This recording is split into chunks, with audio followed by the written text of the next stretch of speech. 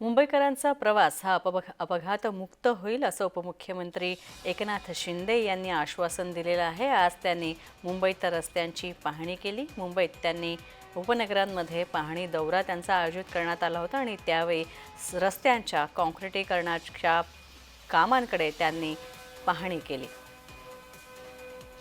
तसंच या रस्त्यांच्या अवस्था सुधारल्यामुळे आता अपघात कमी होतील असं त्यांनी म्हटलंय।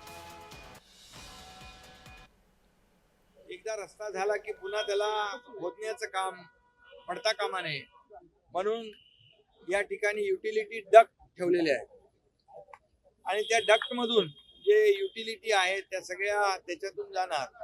त्यामुळे भविष्यामध्ये हे रस्ते खोदायचं काही काम उरणार नाही आणि त्यामुळे हे रस्ते जे आहेत हे 25-30 वर्ष सहज टिकतील आणि मुंबईकरांचा प्रवास जो आहे हा खड्डेमुक्त अपघातमुक्त हा प्रवास होईल।